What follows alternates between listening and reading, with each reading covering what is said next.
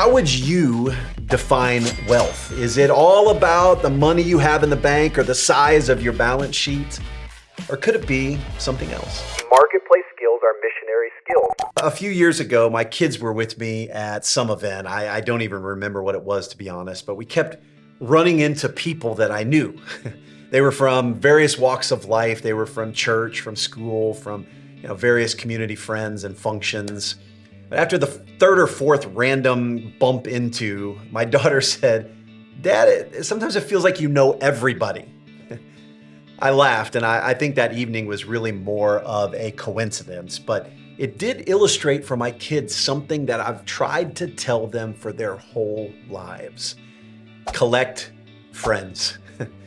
See, you can collect a lot of things in this life, like baseball cards or comic books, which is really such a Gen X thing to say, isn't it, right? My brother-in-law, though, he collects Starbucks mugs from every country he's ever been to, and he has this whole wall behind his desk full of them. It's really kind of impressive. Or maybe you've got more money and you collect higher end things like fine art or classic cars. I once toured a giant garage of Ferraris that a guy literally collected. Tens of millions of dollars worth of Ferraris. It was wild. But people collect all different kinds of things to give them some sense of joy and worth. But I think we underestimate the value of collecting friends. And I don't mean just networking, pursuing relationships for specific business outcomes, which is fine, but it's not what I'm talking about here. I'm talking about friendships, relationships, pursuing people and spending time with people, doing things with people simply because they are image bearers of God like you and worth connecting with because of who they are. I believe God made us for this, to be first with Him and then with one another. And see, I believe community is actually wealth.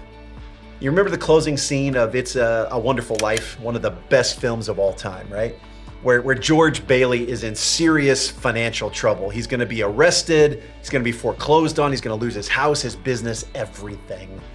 But all the friends that he had collected in his community over decades and decades of life, they heard he was in trouble and they showed up with buckets of money to help him in his time of distress. The closing line of that movie is, "Remember, no man is a failure who has friends." The Bible talks about this too.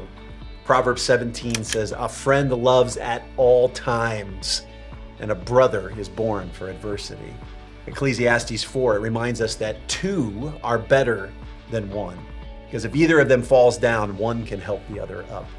Proverbs 18, it says, "One who has unreliable friends soon comes to ruin, but there is a friend who sticks closer than a brother." See, there are a lot of ways to be rich in this life, to build wealth in this life. And guys, they don't all involve money and financial assets. So I want to encourage you today to collect friends, because community is wealth and relationships, they are the currency of God's kingdom.